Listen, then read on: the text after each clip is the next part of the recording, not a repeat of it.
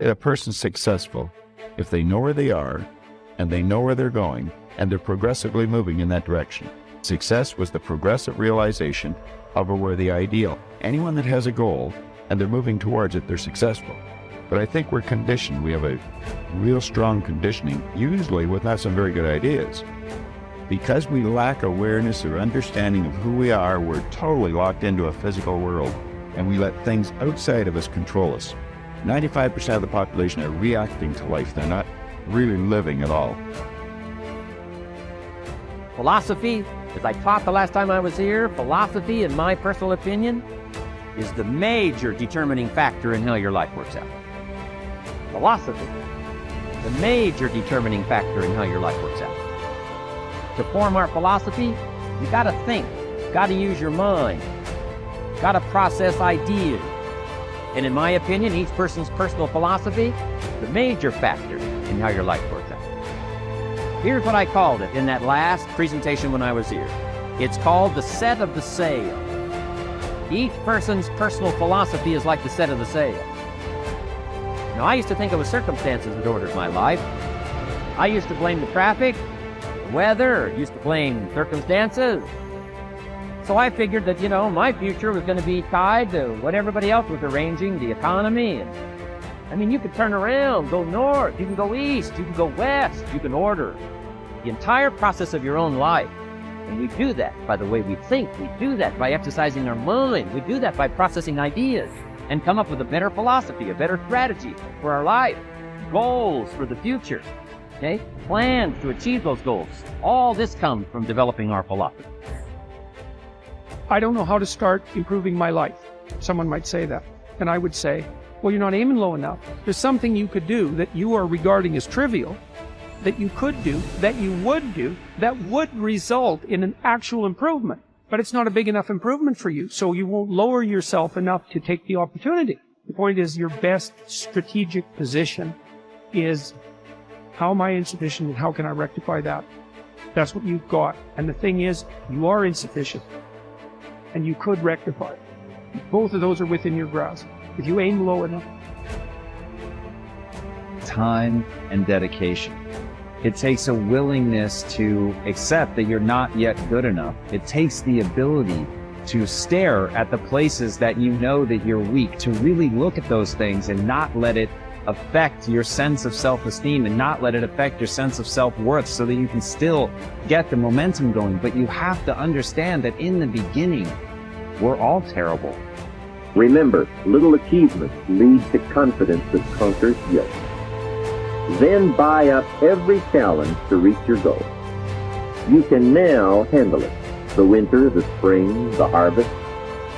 Bring a new zeal to every problem, to every fear, to every opportunity.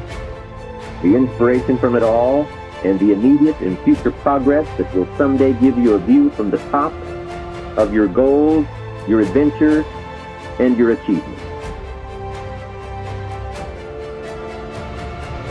Most people get their motivational intuition through gut feelings. Thinking things through often prevents us from digging deeper and following our intuition. Those who consider themselves realists tend to see their objectives with a practical approach. For them, listening to their gut feeling is trivial, even fearful. The easiest way to find motivation in your intuition is to shun the thoughts that are created to play safe, some of which include common sense or I should have. By entertaining these thoughts, you are inhibiting your potential and deflecting. As a result, you are shutting yourself from experiencing your real intuitional motivation.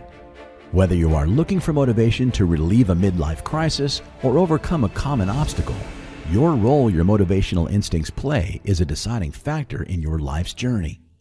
Let's look at it from a different perspective. While the idea of digging deeper into your soul is largely overstated, it is not the only way to find inspiration and motivation. As stated, you can find inspiration from something as simple as taking a walk in the park or getting into a deep meditative state. By facing your thoughts and acknowledging your feelings at every turn, you can strengthen your motivational intuition and stay inspired under any circumstances. Ultimately, it's important to take it one step at a time. If you feel motivated, who are likely to get excited and get one grand idea. If you cannot execute it to perfection, divide it into smaller steps that are attainable and realistic. Take time to learn. Develop a growth mindset. The best approach to self-development is to take things slowly and advance at your own pace. The gravest mistake you can make is focusing on quick fixes. Your success can only be achieved with consistent, gradual change, which comes with developing a solid growth mindset. Despite different temperaments, learning abilities, skills, and talents, most of us can develop a growth mindset to stimulate our personal development. Fixed versus growth mindset. The first step in cultivating a growth mindset is learning to distinguish it from a fixed mindset. A person with a fixed mindset is often stuck with preconceived notions and is unable to grow from their experiences. They may suffer from creative blocks or fail to find inspiration. In extreme cases, they may develop mental health conditions such as chronic anxiety and depression. Having a fixed mindset inhibits not only your mental health, but also your growth potential.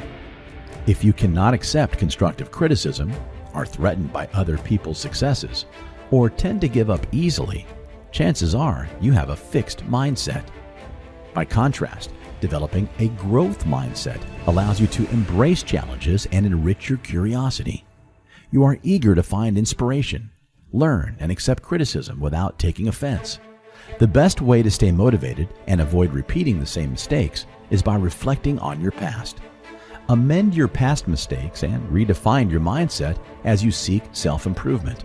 Most importantly, focus on the journey and the process instead of fixating on the results. When you seek quality and stability, successful outcomes will always follow. In the end, a growth mindset grants you freedom, whereas a fixed mindset caps your potential.